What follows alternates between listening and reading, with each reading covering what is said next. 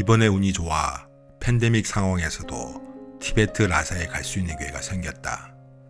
한 달 전에 이미 라사에 가기 위한 신청을 마쳤고 마침내 입경 허가사가 나에게 도착했다.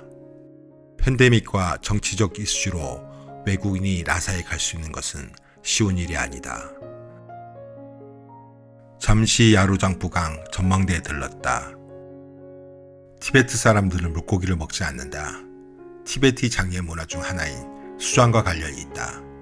두 번째는 미래의 부처가 올 때는 히말라야의 눈이 녹아 반인반어로 온다는 믿음이 있다. 인도에서 불교가 들어오기 전에 존재했던 본교의 숭배 대상은 하늘, 땅, 눈 덮인 산, 별, 해와 같은 자연물이며 토착 샤머니즘 종교에 가까웠다. 사다리가 지니는 의미는 종교적이며 신화적 의미에 기반한다. 초대 티베트 왕인 네치참보는 무탁이라는 밧줄을 타고 내려왔으며 당시 왕에게 지상계와 천상계는 단절된 것이 아니었다. 고대의 통치자는 죽는 것이 아니고 천상으로 올라가는 것에 지나지 않는다고 인식했다. 오늘날의 본교 종교 의례에서도 주술력을 가진 능력자는 사다리나 밧줄을 타고 천상의 세계에 갈 수 있다고 믿는다. 다음 일정은 양조 용초 호수이다. 해발 5,000m에 가까운 호수로 가는 길은 예사롭지 않았다. 과연 숨이나 쉴 수 있을까 하는 걱정이 앞섰다. 그곳에 도착하니 걷는 것부터 숨이 차오른다. 두통도 심해지기 시작했다. 전망대의 고도가 4,998m이다. 양조용초, 나무초, 마팡용초는 티베트 3대 성호로 알려져 있다. 호수 면적은 638제곱킬로미터이며 칭짱 고원의 남쪽 부분에서 가장 큰 폐쇄된 내륙 호수로 4억 년 전 빙하의 산세트로 수로를 막아서 형성되었으며 호수의 평균 해발은 4,441m이며 평균 깊이 약 23.6m이다. 적응 기간도 없이 4,998m에 오르니 몸은 기력도 없었고 두통과 정신이 몽롱한 상태가 되었다.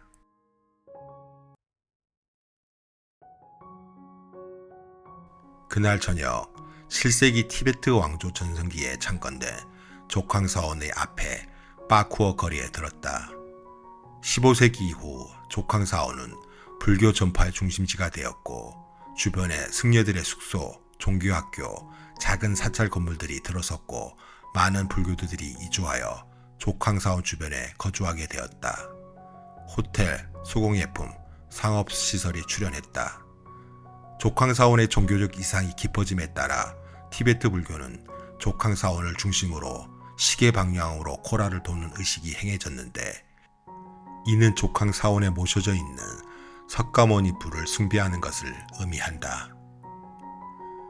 조캉사원 중앙에 있는 석가모니 불전 주변의 원형의 길을 낭쿠어라고 하고 조캉사 외벽을 둘러싼 원형의 길을 빠쿠어라고 한다. 조캉사원을 중심으로 포탈라궁, 야광산, 소조사를 포함한 큰 원어의 길을 링쿠어라고 부른다. 안쪽에서 바깥쪽으로 3개의 원형의 길은 티베트리 코라를 수행하는 경로이다.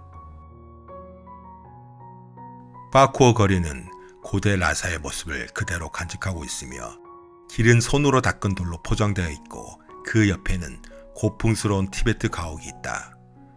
거리 한가운데에 거대한 향로가 있고 밤낮으로 불꽃이 하늘을 가득 채운다. 청동불상, 버터램프, 깃발, 경전, 염주 등을 판매하고 있으며 또한 인도, 네팔, 미얀마, 카슈미르 및 기타 지역의 상품이 있다. 오체투지로 빠쿠어를 한 바퀴 도는데 2시간의 시간이 필요하다.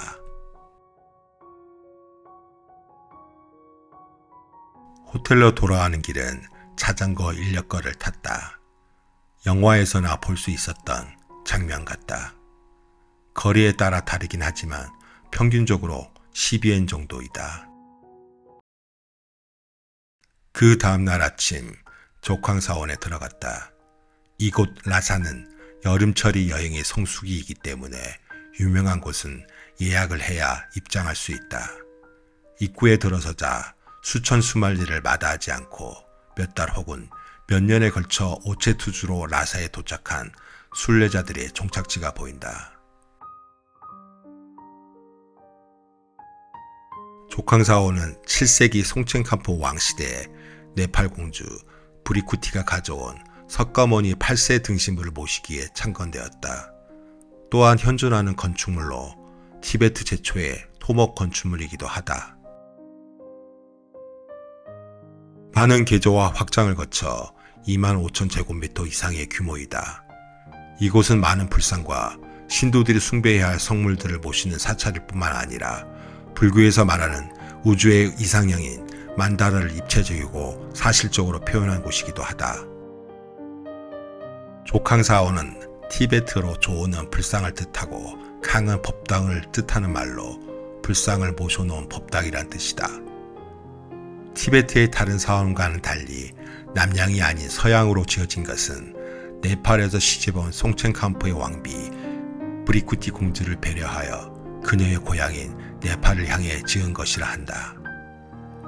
족황사원은 3년여 동안 공사를 하여 창건되었는데 산양을 이용하여 히말라야의 돌과 흙, 나무를 실어 날랐다고 한다. 티베트어로 산양은 르어, 흙은 사라는 뜻이며 산양의 공적을 기리기 위해 불전의 이름을 르어사, 그 이후 경전의 이름을 주락항, 주액항을 불당의 이름으로 르어샤가르 주시나츠캉으로 불렀다. 현재 라사는 족황사원의 이름의 유래에서 나온 것이다. 또한 문성공주는 당나라에서 가져온 석가모니상을 본존으로 모시기 위해 시집 올 때 데려온 건축장인들을 시켜 족황사원 북쪽에 소조사를 건립을 했다.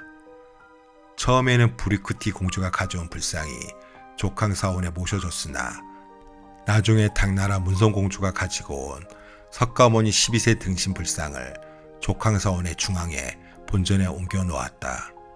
그 이유를 가이드에게 물으니 아마도 송첸캄프의 두 부인이 서로 알력이 있었던 것 같다고 했다. 아무래도 당나라 공주의 권력이 더 강했을 것이라는 생각이 든다. 하지만 소조사는 문화혁명 때 훼손되었다. 15세기의 겔룩파 창시자인 종가파 대사는 석가모니의 공동을 칭송하기 위해 티베트 불교의 모든 종파에 승려들을 소집하였는데 이후 이 사원은 대조사로 개명되었다. 포탈라는 티베트 말로 부처의 언덕이라는 뜻이다. 포탈라 궁의 건설은 7세기 무렵 토본의 송첸캄포 왕조 시대에 시작되었다. 티베트의 초대 국왕 송첸캄프는 티베트의 정치, 경제, 문화 발전에 중요한 역할을 한 인물이다. 그는 티베트를 통일한 뒤 정치 군사적 이유로 수도를 나롱에서 홍산의 라사로 옮겼다. 또한 당과의 긴밀한 관계를 추진하여 당나라의 문성공주와 네팔 왕국의 브리쿠티 공주를 왕비로 맞았다. 천년간의 공사가 지속되고 총 1만 5천 개의 나무 기둥에 철근은커녕 못 하나 쓰지 않음으로써 세계적인 불가사의가 되었다. 모두들 재료를 등에 지고 산에 올랐다. 흙과 나무로 만든 최고의 걸작품이다. 1년에 한 번 티베트인들이 자발적으로 석회와 천연 접착제를 가지고 와 파손된 곳을 유지보수한다. 포탈라궁 중앙이 적궁이며 좌우가 동서 백궁이다. 궁궐 내부는 방이 총 1000개에 달한다. 모두 40개의 불당에 1000여 개의 불전이 있으며 총 2만 개의 불상이 모셔져 있다. 중앙의 적궁은 역대 달라이라마의 시신을 미라로 보존시킨 무덤들이다. 모두 7개의 미라 용묘 가운데 제5대 달라이라마의 것이 가장 화려하다. 포탈라 안에 안치된 8개의 달라이라마 영탑 중에 가장 큰 것으로 높이만 14m에 달한다. 영탑에는 3,700kg의 금과 다이아몬드, 비취, 진주, 산호 등 1,500개의 보석들이 사용되었다. 9대부터 12대까지 달라이라마는 22세를 넘지 못하고 단명하였다.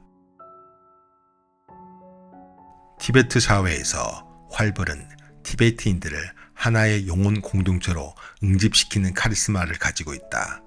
따라서 신의 영령에 입성한 활불의 존재 여부는 티베트인들에게 아주 중요하다. 활불은 종교 합일의 원칙하에 절대적인 종교적 권위와 카리스마를 부여받는다. 그러나 이 또한 보이는 원칙과는 다른 현실이 존재한다. 실질적으로 활불은 종교에 있어서 영향력의 한계를 가지고 있다. 실질적인 권위와 역량을 가지고 티베트 사회를 움직이는 세력은 따로 존재한다. 즉 활불을 관리하는 섭정과 티베트 사회의 경제권을 쥐고 있는 귀족 세력, 그리고 종교적 영향력을 행사하는 불교 사원 등이다. 하늘이 정하는 달라이라마지만 권력가들의 입맛에 맞지 않으면 죽임을 당하고 말았던 것이다. 라사의 어느 곳에서든 포탈라궁은 보인다. 그리고 포탈라궁보다 높이 지은 건물도 보이지 않는다. 달라이라마보다 늘 낮은 곳에 살고자 하는 티베트 사람들의 간절함이 느껴진다. 그날 저녁 문성공주 공연을 보기 위해 극장 앞에 서니 쌍무지개가 보였다. 이 공연은 당나라 문성공주가 서원에서 티베트로 시집오는 과정을 보여주는데 출연자만 800여 명에 달하는 대규모 공연이다.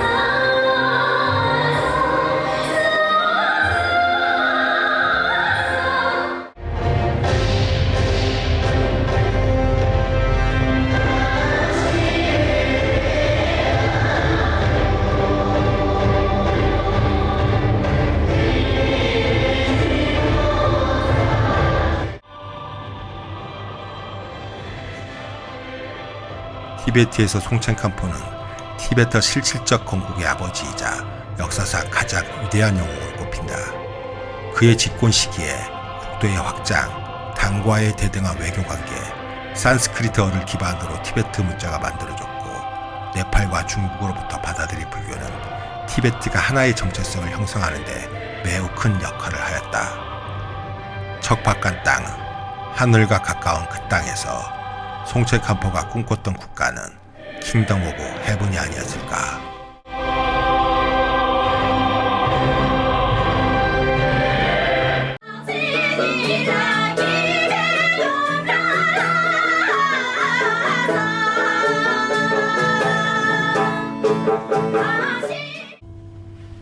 라사로 갈 때는 비행기를 탔지만 다시 청도로 돌아올 때는 칭장철도 좌석을 구매하였다.